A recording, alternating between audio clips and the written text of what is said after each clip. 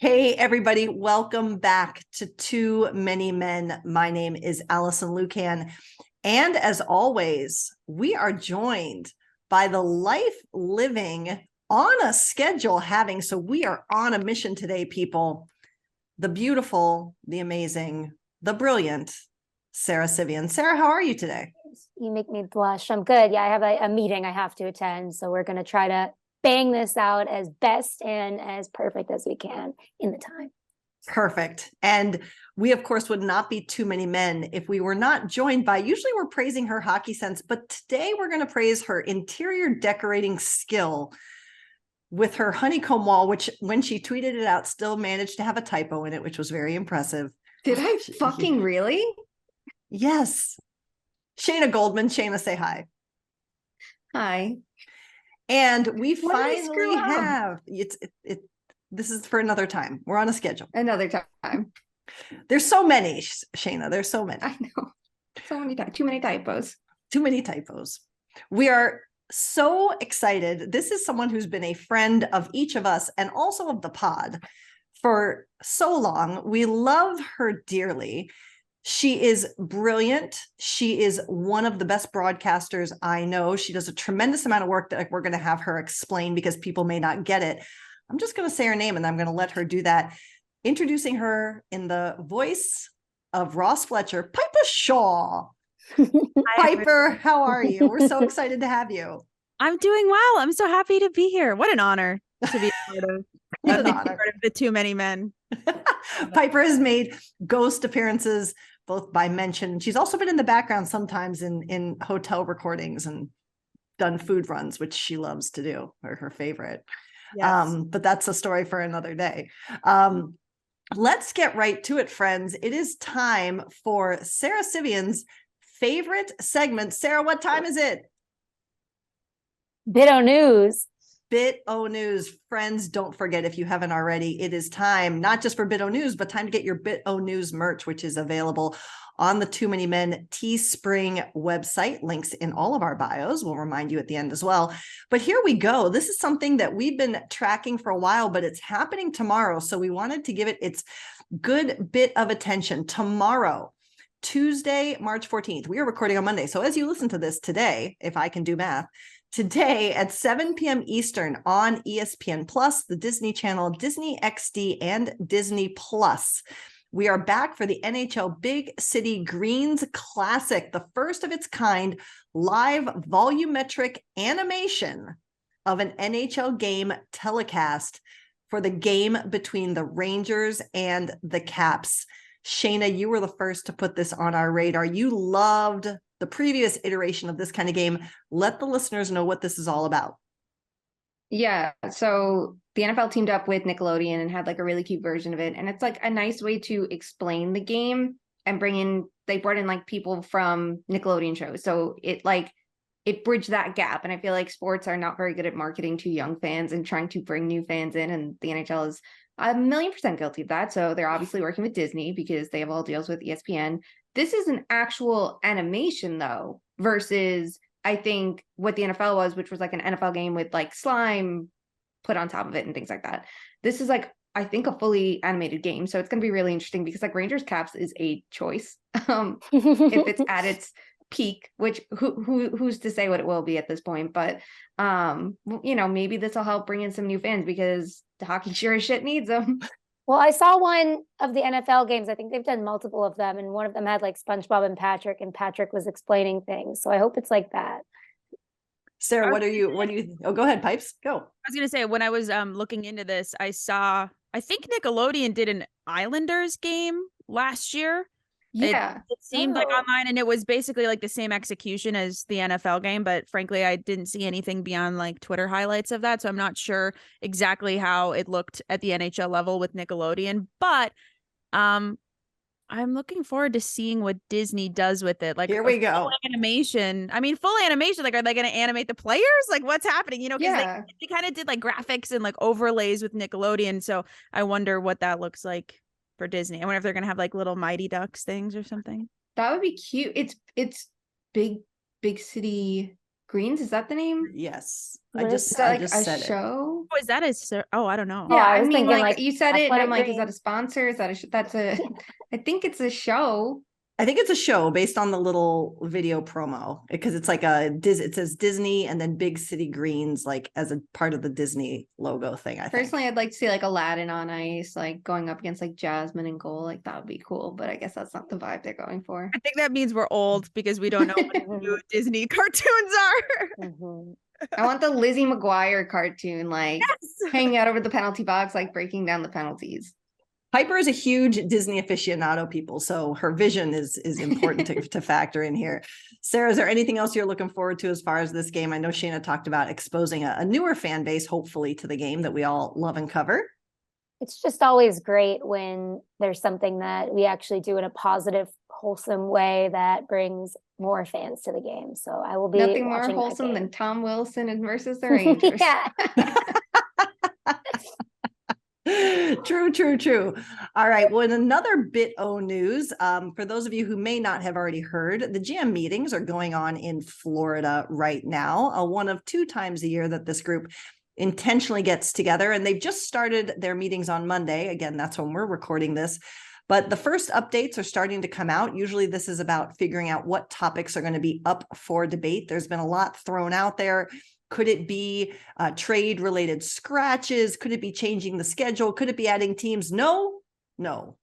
My friends, we are going to the most important places. Will they expand the coach's challenge to have additional review for high sticks and determination of puck over the glass?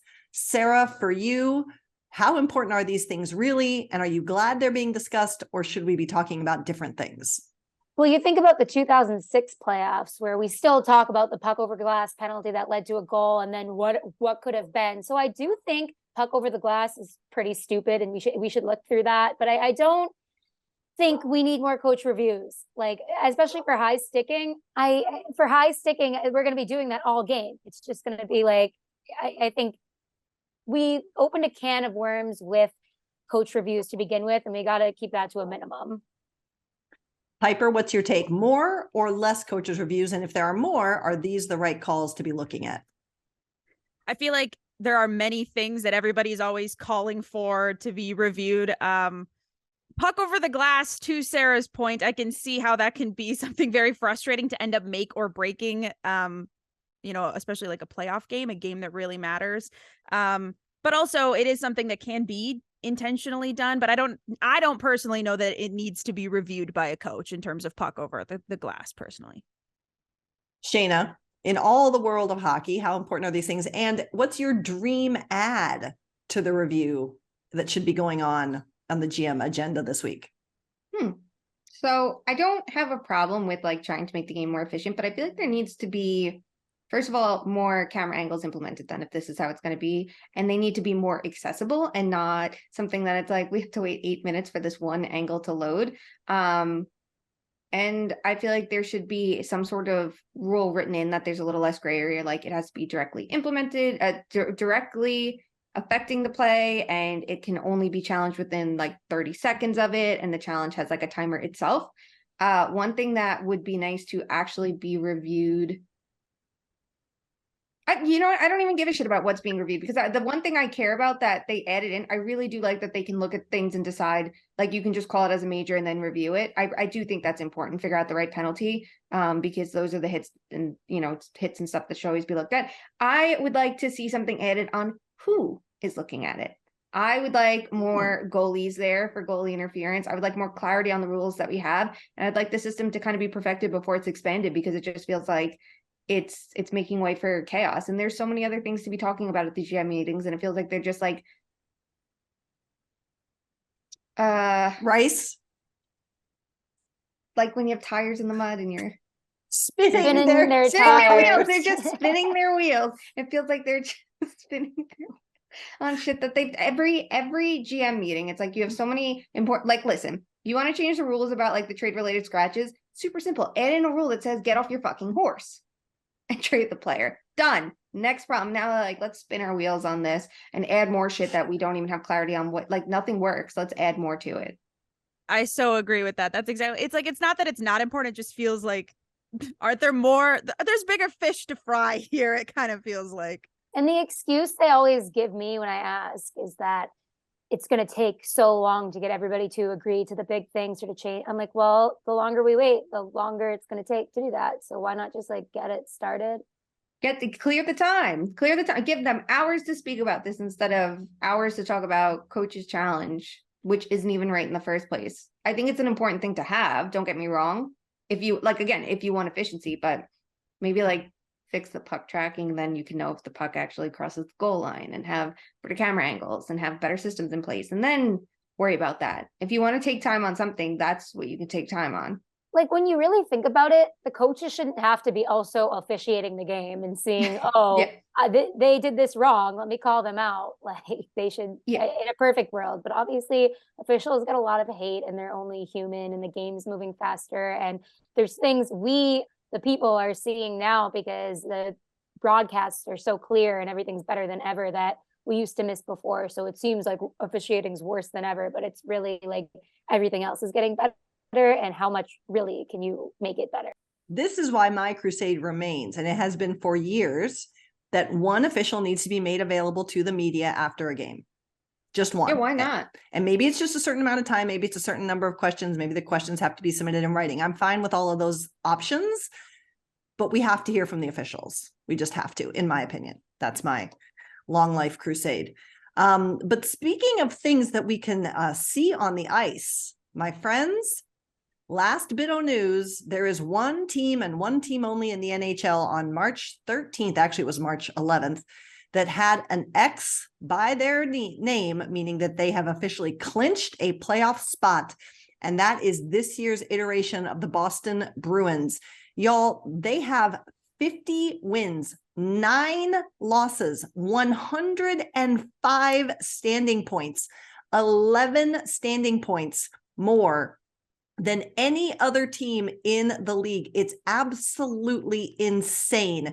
They lost to Detroit last game, but honestly, I just think they were hungover because they went out and celebrated, which more power to them.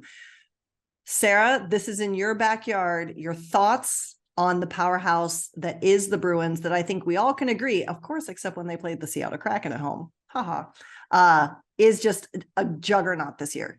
Yeah, it's just so many, it's like a movie where there's so many supporting characters and cast and everything. And there's always some dramatic story that's amazing. Like Allmark switched his, in the game that they won that clinched the playoffs, Allmark switched his, what do I want to say, helmet, hello, but to a new one that had his, with words.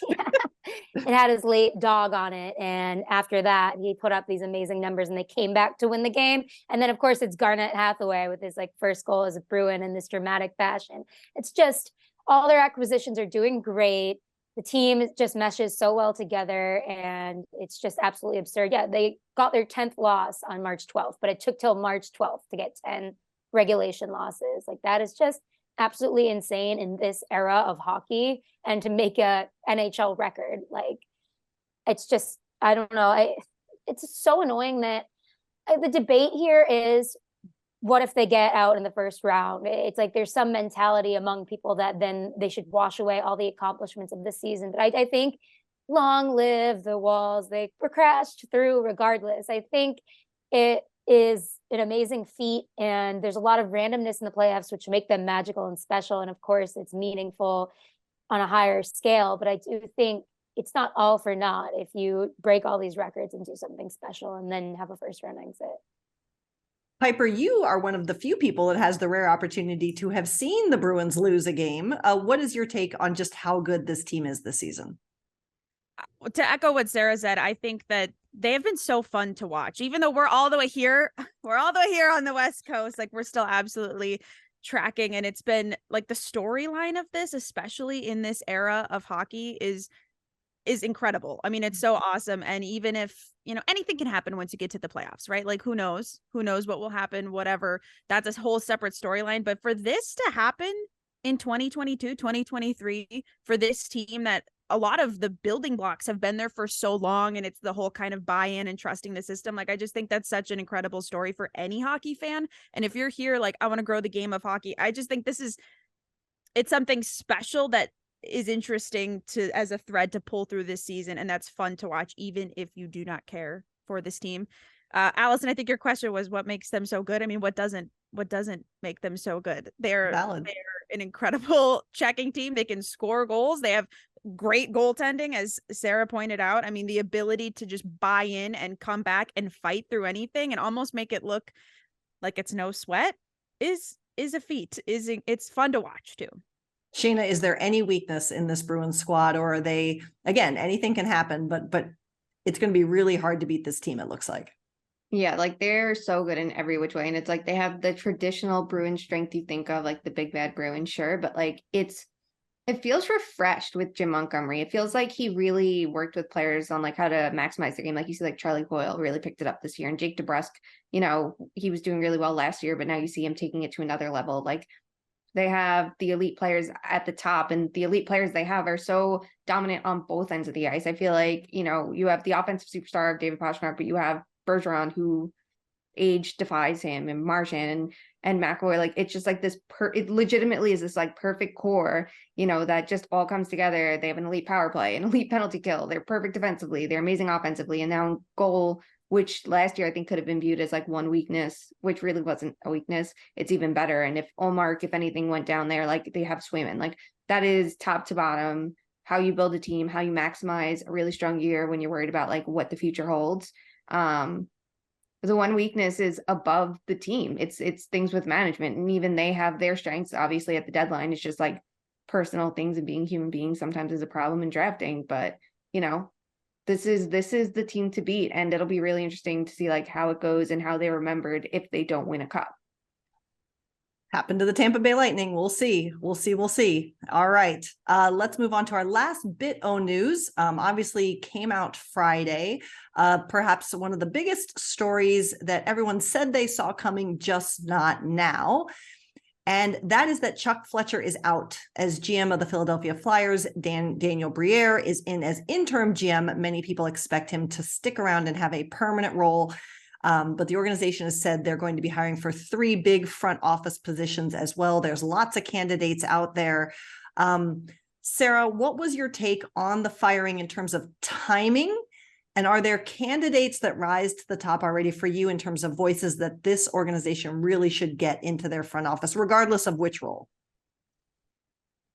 It was hilarious that it was not a week after Tony D'Angelo defended him.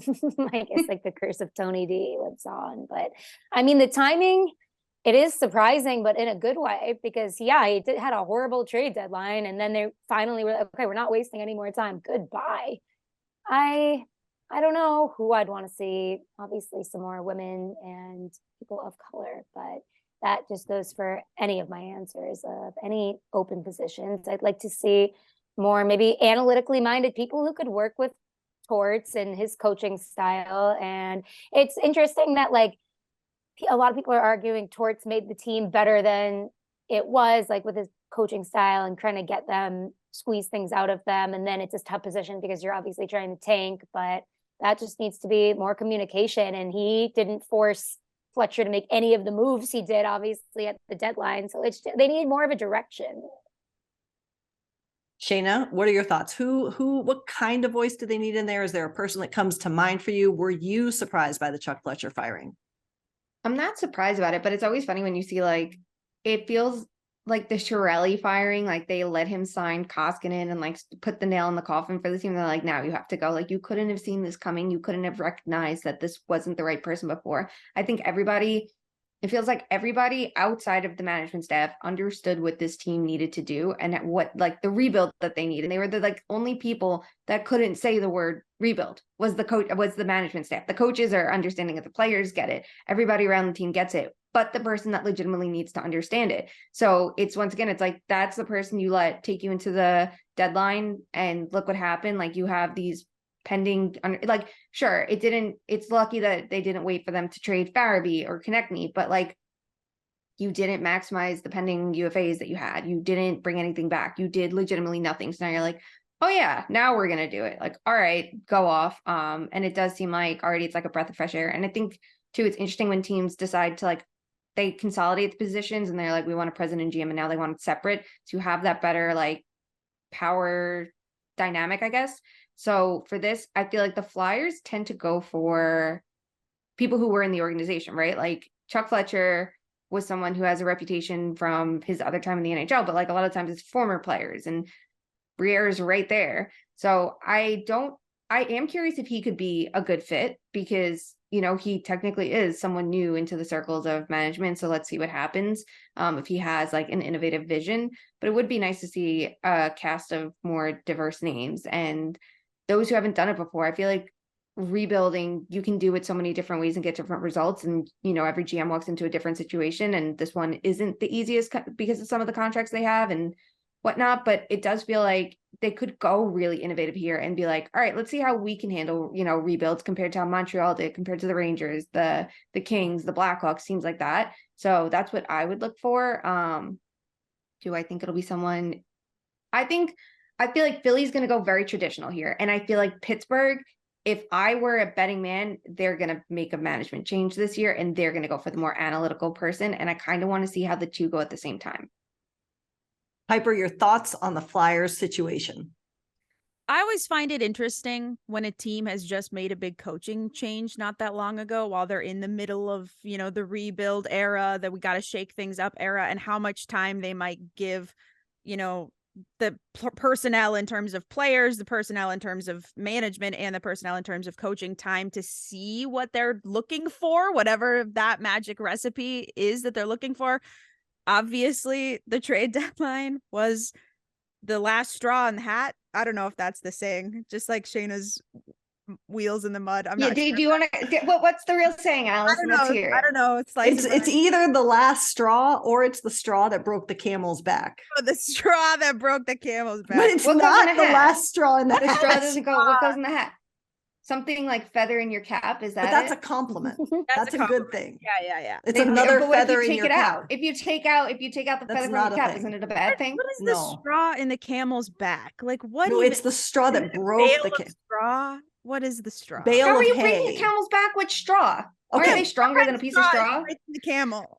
Sarah's going to Read kill the us. camel. Piper, please continue with your Anyways, thoughts. I mean, I just think it's interesting to just see what's happening there and what they do decide to do in terms of going forward, because you do have not obviously Torts is not a new coach. He's not a new coach to the team at this point, but it's still, you know, it's a fresh-ish change. So I'd be interesting to see who they pick to, you know, help create this roster for him to coach and just kind of the dynamic that unfolds. Absolutely. Well, we will be watching it, and we'll be, of course, offering our very unsolicited but very correct opinions on all the things as they come out. But we wanted to have Piper here for a very specific reason. There have been a couple moments this season, and probably even before this season, when I know everyone on this call has seen how other people choose to see each of us, and the texts started flying. Can you believe this is what they said? Can you believe this is what they said? And I think the common theme comes down to a feeling of being pigeonholed or misunderstood in terms of our commitment to the work that each of us do. I know Shayna and I have been called analytics people, even though we're actually storytellers or analysts or on-air talent or things of this nature. Piper, I want people first, before we get into some of the pigeonholing that's happened to you, I want you first to explain to the people just, I should say, see you on TV, telling stories, contributing to game broadcasts, giving insights, but I don't think people understand everything that you actually do. You are not just a quote unquote reporter. Can you just, you know, I know there's so much, but can you give just kind of a quick oversight of really what your job is? Yes, absolutely. So I think one of my frustrations with the whole pigeonholing thing is, to your point, that people don't see a lot of the work that women do that actually has been the qualifier that has allowed them to be in the place that they are. I'm also a producer. Before I was in hockey, before I was in sports, I worked in TV news, where I was shooting, writing, editing, hosting absolutely everything that I did every single day. And a big reason that I have this job is because of my ability to write, edit, produce, do all of the things. It's not just intermission interviews. A way more important part of my job is producing our weekly Inside Kraken Hockey magazine show, ideating all of the content, all of the features that go in it, writing it all, selecting the sound bites, gathering the interviews, building the graphics, doing all of those things. And it's just, on that note, it's frustrating to be pigeonholed in that, because not only is that a huge reason that I have my job, but I'm also, with all due respect, the only person on our broadcast team who has any kind of experience, even a drop in the bucket of doing something like that, and who's able to do it, frankly. She's calling me out. She's calling me Not out. just people. you. I know, I'm teasing. But, part of what goes into Piper's story, in addition to all that incredible work that she does, is she also happens to have, and I want you call me out, Piper, if I get this wrong, a hobby of writing and recording music. And people can't seem to make sense of the fact that someone can be pursuing something as a career, which is broadcasting, and also have other interests that aren't, you're not just in sports till you get a record deal or something like this. And Sara, I know you see this with women and with a lot of different groups of people all the time in sports. I mean, what's your take on, it seems like constantly, particularly to women and people of color, if you find a way to make a space for yourself in sport, there's either a qualifier or a very specific thing that separates you from the job you're actually doing. What are your thoughts?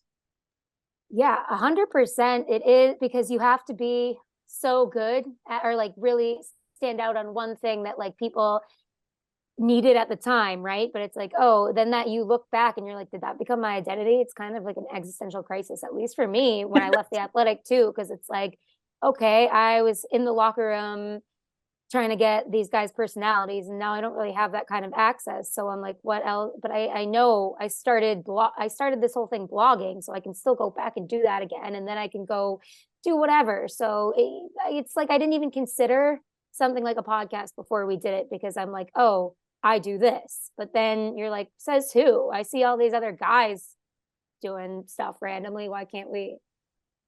Shayna, I know you had an immediate reaction when one of the most recent articles came out, and we're pushing you all the time to make sure you're never diminished for everything that you do. Your thoughts on often being called just an analytics person? Well, first of all, Piper, I did not recognize that you were basically the Mika Zibanejad of media here with your music hobby, that you're not allowed to do both. So I really hope no one's talking shit, being like, oh, go focus on your media career, because you'd be like, so it's Mika Zibanejad and he scored a shit ton of goals there. And his music's really good, actually. I like it. It slaps. I love it. It's almost like the opposite. Like, people act like, I'm just doing this for fun for now, because my real motive is to like be a pop star. I literally like just started releasing music in August. Like, I've spent my entire life trying to have the job that I have now, and it's still and I'm still just a reporter, not to like diminish myself, but it's like, and I'm still boiled down to, well, she's here because she's pretty, not because I'm smart or that I have any of these other skills. It's a trick. Instead of, Taylor Swift has this great quote that like women always try to say that success in songwriting is a trick instead of a skill. It's like a spell that she's conjured, and that's why it's like legit. And it's just like, no, like this is hard, but this is the result of hard work of more than 10 years of trying to be where I am. And then oftentimes men don't even have to have that experience or try that hard. And it's just, frustrating. It's like, I get why Hannah Montana had like two personalities. It really makes it just right now, it all came together for me. Because people can't understand that you can be one person and have different multitudes to you, just like Hannah. The reveal when you take off the wig, it's like, oh, how could this be one person when they're just wearing a wig? Like, it's so funny how many conversations I have with men who are like, oh my God, you're so interesting and complex. Like, no, I'm a person. I'm literally just a normal woman who has a hobby. Like, and that's also why the comment about like aspiring musician just kills me, because one, you should not have to make everything a freaking revenue stream. Like, we don't have to capitalize on things that we like and that we have passions for. Also, I'm not an aspiring musician. I make music for fun. I am a musician. Alison, you're not an aspiring yoga instructor. You are not an aspiring yogi. You are because you do. Shayna, you make scrunchies. You're not an aspiring scrunchie. Like for fun, right? Like, okay. Yeah. It's such a good point. That's such Yeah, a good no, point. like I am a rich man. I wanted to be a fashion designer for 4 seconds, and then I was like, no, I don't, because I didn't want to make shit for other people. I like making it for me. Stupid things like scrunchies, or like if we have a party, my friends want to dress up like wrestlers. I'm like, I'll make the vest for you, and I'll design you a custom jacket and do stupid shit like that. It's not a career. This is, but yeah, back to when you said like Alison, like people will be like, oh, she's an analytics person. It's like, I know I'm not a beat reporter or anything like that, and I never sought out to be, but like I can hold an interview, I can do things like that. Am I a perfect journalist in that capacity? No, I did not go to school for journalism. I have no experience, and I'm learning on the fly, but like I know how to do different things. I know how to put out stories that have reporting. I don't know how to break trades and do shit like that, and I know how to have some fucking fun with it this year. Thank you very much. At every NHL insider who doesn't want to have a good time. Like and I also I think the funny thing is too, like when you hear analytics, people are like, oh, she only knows numbers. Like I work with video more than numbers, if anything, like to be honest, like that is what I do. But I don't hear anyone being like, oh, she's a video analyst or anything like that. Right. It's like, oh, she's an analytics expert. And I just feel like or even when people be like, oh, well, she only focuses on like the Rangers and Devils, which it's like, it's not the case. Even last year when, yes, that was part of it, that was not the majority of it. Like I try to, anytime I correct it, like I am a national analyst. That is how I view myself. And I think that keeps it very open because I can do different things. And if I was a man doing it, they'd be like national senior writer. But like, even if that wasn't their fucking title, that's how everyone would think of them. Or if it was their title, they'd be sure to get it right. Well, the other thing that's funny is think about the term analytics expert. It doesn't even make sense. That means you're an expert of analytics. It doesn't mean you're applying analytics to sport anyway. Yeah. But regardless, go ahead, Piper. It's just like women need these qualifiers to be allowed in men's spaces because it's a way to like make them feel more comfortable, like as if we get to be the exception to their little bubble or to their space because we do this one thing. And so like it's like we're allowed because we do something special or specific that's like this little trick. So that's why they're here. Yes. So it's like you have to like explain it away. Like, well, he can just do that. He can just do that. But she is particularly unique in this way, which whatever. I love that for all women who are here who have had to do that. They've had to do that to make a space. But no, women should not have to be the exception to the rule. They can just be part of the rule. They can just be. But it's a double-edged sword too, because we have to be experts in that one thing, but don't get too crazy and start doing other things on my watch, because you can come in and be this part that I can't do. But once you start doing things that I can do too, we're going to have a problem, and we're competition. They don't have to see you as competition if you're the one niche other thing. And I think sometimes I feel like too, people put you in niches and they don't even understand what they're doing. It's to your point, Piper. They do it just because they feel like they have oh, you do analytics, but they don't know what that means. And so then they're like trying to say like they get you or whatever, but they don't, because they don't even know what they think they're saying you do. 100%. And I just wanted to, just since I'm here making my guest appearance, I know I was mentioning Taylor Swift. We're all Swifties here. Shayna, that just accept it.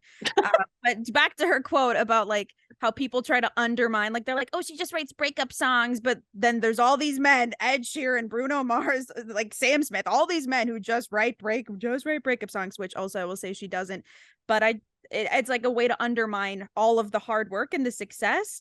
But people who pay attention know that the music industry and the entertainment industry work hard, but Taylor Swift works harder. And this affects the Leafs because fuck Scooter Braun. Oh my God. Justin Bieber, noted Leafs fan and jersey designer. Oh my God. You brought that home. That was so smooth. That was really impressive, people. My work here is done. This reminds me. I don't remember if I texted you both about it. I was on like a panel for McGill University for like sports journalism. And the person who put it together, Tilly, is a listener. And she messaged me about like joining and told me she was like a fan of it.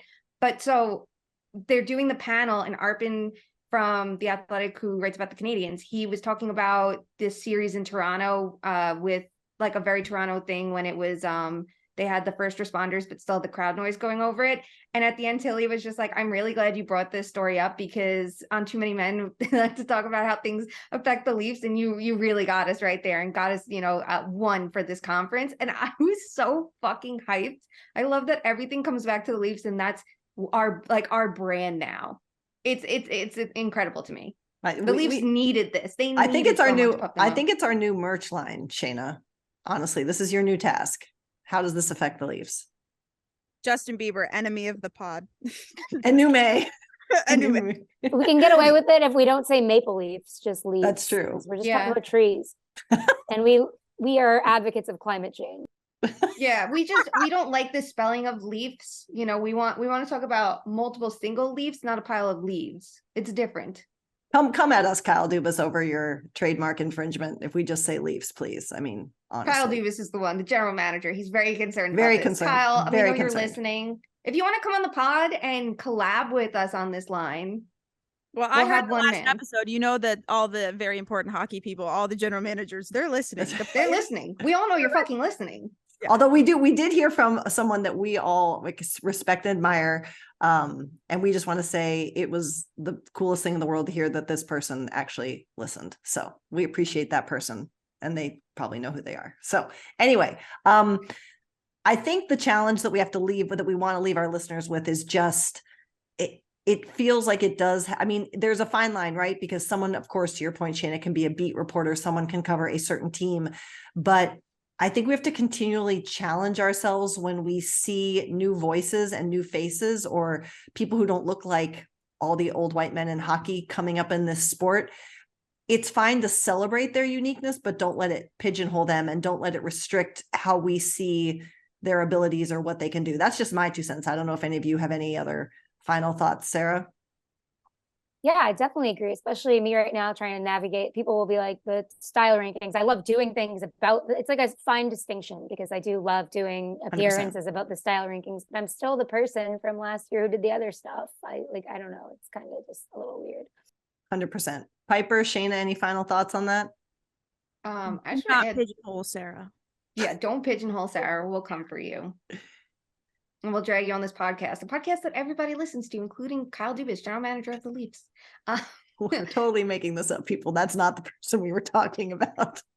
As far as we know, we don't know if I highly doubt with all. No, Kyle listens, because everybody listens. Okay. We've gone through this. That's not who we were referring to this time. We just happen to know, because it's just like the person we were referring to is actually more important to us than Kyle Dubas. Very, very much so. Yes. But I think too, it's important to know, if someone wants to be a beat writer or be an analyst or be an expert in one thing, and just that, it's perfectly okay. It would just be nice if people were recognized for all that they do. I think that's the big difference. You can say, I don't know, someone say they're a host and that is what they do and they love to do and they're incredible at it. That's fine. There's nothing wrong with that. But if you have different things, just, I don't know, open your brains for 4.2 seconds and actually learn what someone does. And I just think there's ways to be thorough, and it's not even saying do that much work. It's just a courtesy thing too. If you interview someone, right? And this is something, Alison, I remember asking you when I was first doing this, how do you figure out what to call someone? Do you ask them and double check their title? It's as simple as that. Is it okay if I refer to you as X? If I'm describing you, I'm talking to this person, assistant coach of this team. That's an easy one, but some of them it's not. You might want just that qualifier. When Alison, I cited you in something, I was like, how do you want me to list you?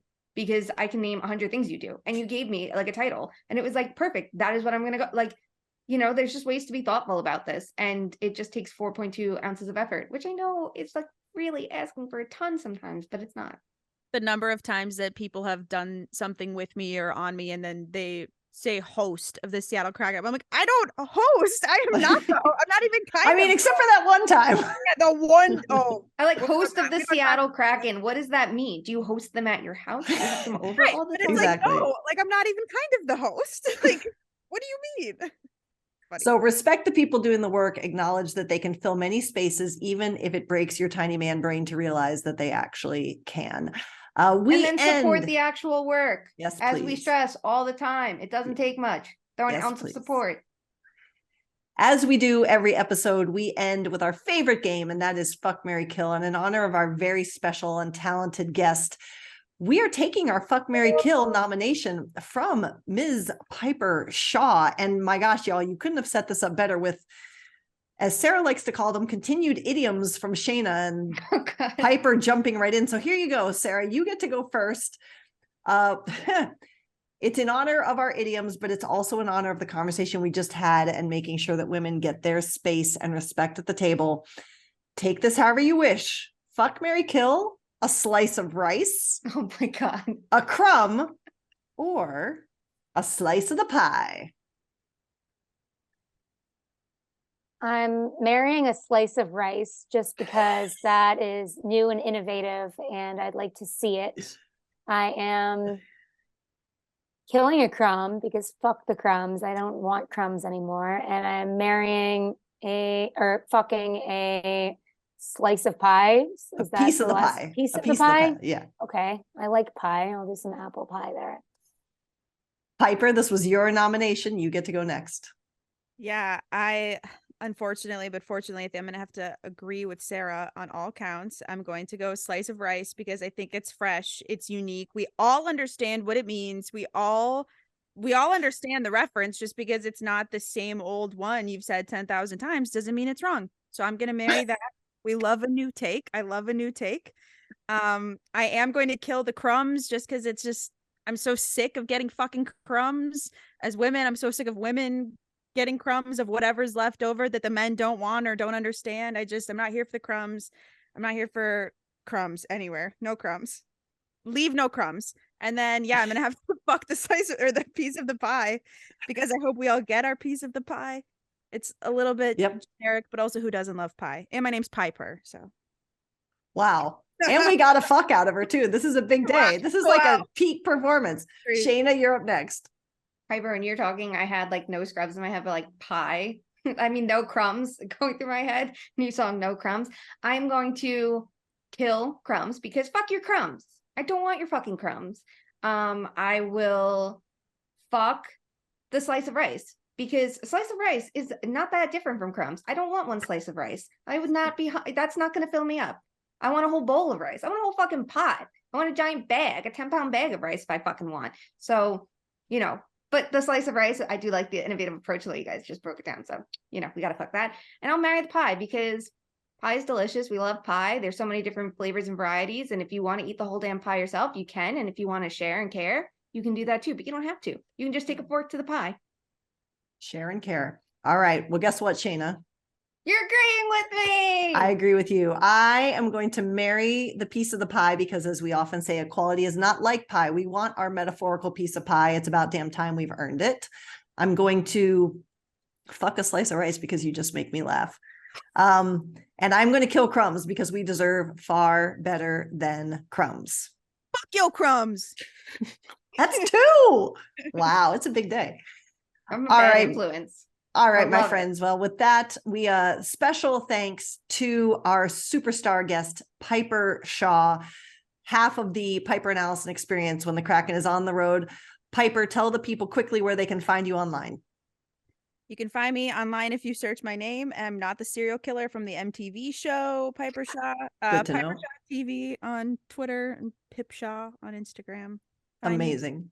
I'll see you there. Amazing. You can find all of us at 2_much_man on Twitter and Instagram. And in our link of our bio, you can find how to get our merch, how to find our website, how to get past episodes. You can also find our content on YouTube if you want to see our gorgeous faces, which we are, regardless of what you say. We know we are. And you can also always send in your nominations for Fuck, Marry, Kill that we might use in a future episode. Remember that anytime you do support us buying our merch, we have notebooks, sweatshirts, we have hats, we have watch bands, we have burn books. All of that money is turned around and given back to causes that do what we're going to end this episode by asking you to help us with is do something, no matter how big or small, every day to make sure that hockey truly is for everyone. We will talk to you soon. Love you. Bye.